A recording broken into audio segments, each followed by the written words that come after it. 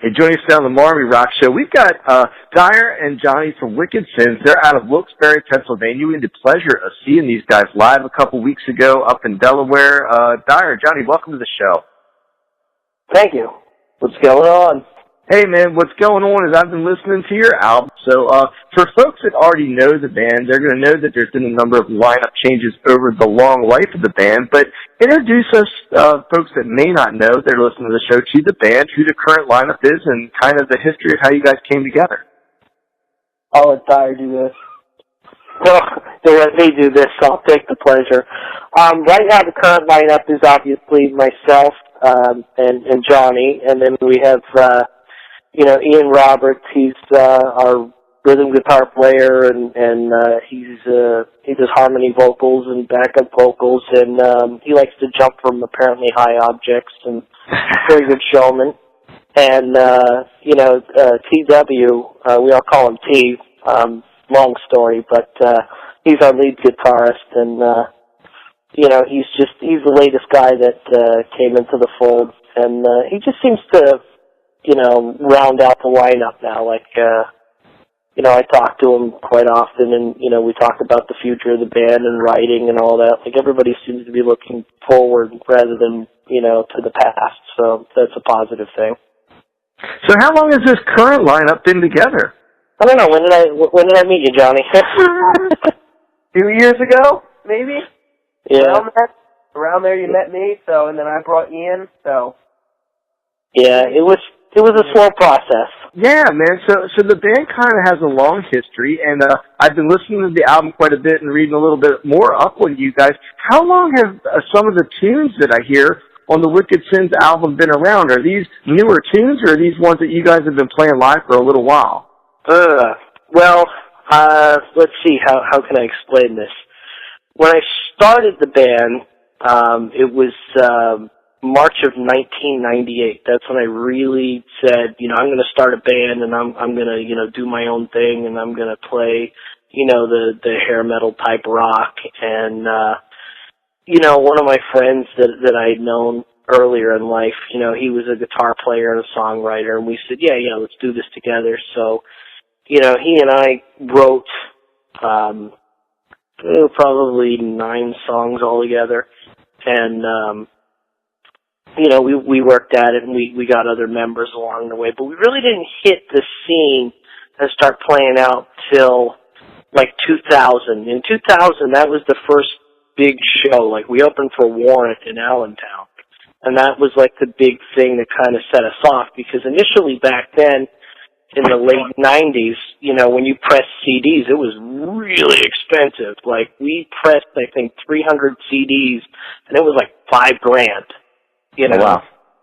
Yeah, it was quite expensive, and we got rid of all of those CDs like that night. Like, opening for Warrant was the end of it. We went from having, a bunch of CDs to having none, and it just kind of occurred to me at that point in time, we may have something here, like this may be something worth, doing. So, we kept on, and in 2001, that lineup, kind of bit the bullet, and from there, I've just tried different lineups, and different people have lasted for several years, and other people lasted for, a couple months, but, this is the thing with this version of the band. The album that you're listening to, I thought we were at the point in time with the members that I was using that everything was gonna, just keep going up and up, and then, obviously, Donnie was taken from us, and that just kind of stopped everything. Like, the world just really stopped turning for me at that point in time. And it took me that long, to decide that, maybe it's still worth doing. I might want to, try and find new people. So mentioning that, let me ask Johnny, how did Dyer find you? I found Dyer through an online Craigslist ad. He posted something for musicians, and I was browsing the internet one night, and I found it, and I literally just called him, and he was like, he just talked to me about it, and then I looked up the band, and I'm like, I was just blown away by how much they've done, the acts they've opened up for, because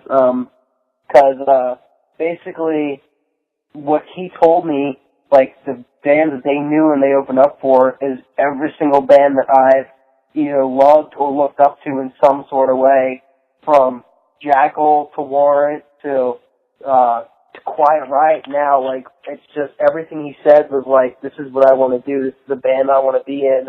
And I just immediately, like, the next week, I went up to the studio and we just played the song about the record, and I think it went pretty well. So you guys intrigue me in a lot of ways. You know, like when I hear Dire, so you formed in 1998. You know, of course, the hair metal was way underground at that point. I guess you'd say it was kind of out. But, like, do you feel like a certain underground resurgence of hair metal with bands like you? And I saw you guys play with our friend Station a couple weeks ago. Is the hair metal scene, like, coming back, or is it way, way underground right now, do you think?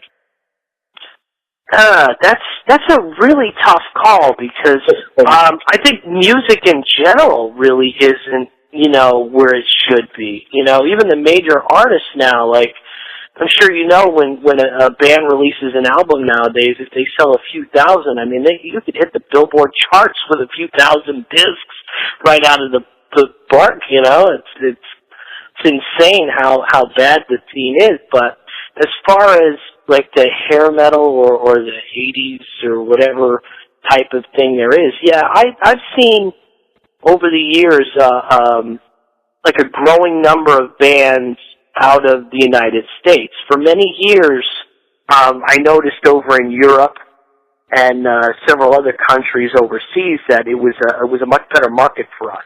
As a matter of fact, I'm sure you heard of Frontiers Records. They're based out of Italy. That's a hotbed for this type of music, you know, for melodic rock and hair rock and all that. It's, you know, when you start doing all the research on selling your CDs and you see, oh, you know, we're selling well here, we're selling well there. We were selling that album very well overseas, and, you know, just kind of here. And, you know, like, I'm sure you've heard of, like, Reckless Love and, you know, Wigwam, and there was just so many bands that were out overseas that were still doing this and becoming popular. And, you know, over here it wasn't so much. And I guess maybe in the last year or so, you know, like you mentioned Station, like the first time I heard them, I fell in love with them. I mean, I was like, oh my God, listen to these guys. And Nasty Habit and Mach 22. Oh, yeah. And, you know, like all these different bands, like I started seeing them come out of the woodwork, but they were all class acts, and I was like, oh my God, like, you know, like I said to Johnny, I said, did you hear this band? And you know, like, he and I are like fanboys. It's kind of funny, because I'll say, oh, did you hear that? And he goes, oh, yeah, and he goes, well, did you hear this band? And I'm like, oh no, man, you gotta send me a link, I gotta listen to them. Like, I forget one band he was telling me, he's like, oh, you gotta check their CD out. And he's like, yeah. So, like, he's sending me a link, and I'm like watching it, and the next thing you know, I was calling him up, like, yeah, I love that band. They're awesome. He's like, oh man, you know, then he's telling me, oh, I know this guy in the band, and I'm like, oh, that's cool, you know, like, so that's one good thing about the lineup now is, like, we all kind of talk, we're all friends, we all get along real well, like, and we're all into the same thing, you know, like Johnny and I are really kind of on the same page. Like when he was saying about Jackal and that, like, you know, like I played so many shows opening for those guys, and when I told him that, like, you'd swear I told him, you know, I went to the North Pole and met Santa Claus. It's interesting. I got somebody you remind me a little of, but before I say who it is, I wanted to ask Johnny. Johnny, who, you know, in that whole genre of people, is there anybody that, like, Dire kind of reminds you of stylistically, or, like, you think, wow, he kind of reminds me a little bit of that guy? Kind of put you on the spot there. I don't want to offend him, number one, but, I mean, the way he plays and the way he, like, just the way he acts and everything about his personality and persona, like, on stage, and I know this is going to be cliche and everything because of, you know, it's the exact way he plays, but he is like Kip Winger in blonde hair. Like, but, like, and, like, that's what I see when, because, like, I see him play bass and I see him sing, and every time, like, we go and we play a show or we're warming up or anything like that, I can literally just sit there and want to start, and I'm like, listen to them. Because if you see us play before a show, like before we actually get on stage, we're all warming up, doing our own thing, getting ready, getting our outfits on and whatnot, and getting ready. Dyer gets his outfit on, and then he's in the corner hitting higher notes than you can hear a chick hit when she gets kicked in the cooch. Like, it's crazy how high he can go, and it's really good to have a brother in the band that can be, like, so talented, and you can, like, still see the talent in everyone, and it's great to see that, but he definitely reminds me of Kip in every single way. Yeah, and so in a very similar way, if we could swap out the bass guitar with a regular, acoustic guitar, he reminds me of a lot of Ron Keel when I hear, especially the tone of your voice. So, the Dyer, man, you've heard Ron Keel and you've heard Kip Winger. Who do you hear the most when people talk about it? Wow, who do I hear the most?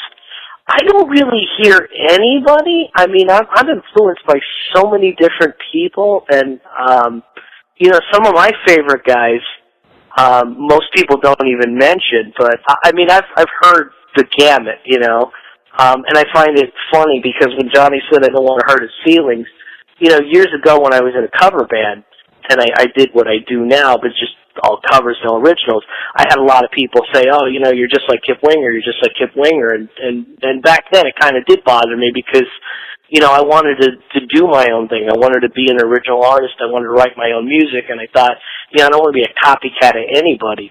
But as you get older and you do it more and you start to experience, the different things, like, for example, like the first time somebody asks you for an autograph, that's a very weird thing because, I'm just some dude from, a small town in Pennsylvania. I just happen to write some music and love playing it. And, I got lucky enough to meet people that had the same type of goals and dreams that I did. And then we went out and started playing it together. So, even monetarily, like, I see a lot of bands from the 80s that, broke up and said, oh, this guy was taking all the money and all that stuff. They never understood that because without all, 3 or 4 guys in the band, you can't do it yourself. I mean, unless you're doing like an acoustic solo thing. But that's why I never look at it like the me show. But as far as the real question goes, I always go in a big circle if you've noticed. That's all right. I don't really hear anybody, but my influences would be, like obviously Kip Winger, but like I really like David Coverdale. I'm a big fan of Mike Majevic from Steelheart. But I'm a huge Journey fan. Like I think Steve Perry was phenomenal. Let's talk about the album a little bit. One of the songs I like on there quite a bit is the song Will Survive. So I'm going to maybe go out on a limb that that's kind of an autobiographical tune. Actually, hilarious as it sounds, it is. And here's the real funny part about that song. At that show that you went to, in Loaded Gun, the bass player and I were in a band together, and the drummer from Mach 22.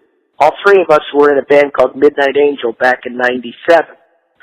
And in 98, I started Wicked Sins because basically I got fired from Midnight Angel. And yeah, it was really funny. It was just one of those things. When I met the guys in Midnight Angel, all 3 of them were like really good friends. And they needed a singer, and I auditioned, I got the job. And we wrote, like a dozen songs together. And, it was a unique situation and not to say anything bad about it, but, it was like one of those things where you get into a group and everybody else is friends and you're the outcast, but you're also supposed to be the front man, which is a very odd situation. Yeah. But,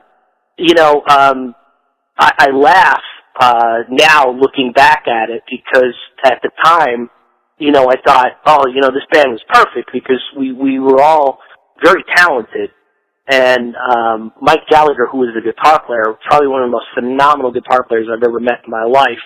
And I know that he does like instrumental work now and has music on television and for different shows and stuff. So he's still in the business. He still works. But other than that, I don't think he does anything live, but it was neat to see those guys. But Will Survive, was basically a song that was written about me kind of getting kicked out of that band and, you know, realizing that, you know what, yeah, it sucks. It was, you know, I thought that this was the band that I was going to be in for the rest of my life, and we're going to write all these albums together and stuff. But, you know what, I'm going to keep going on, and I'm going to do my own thing, and you know,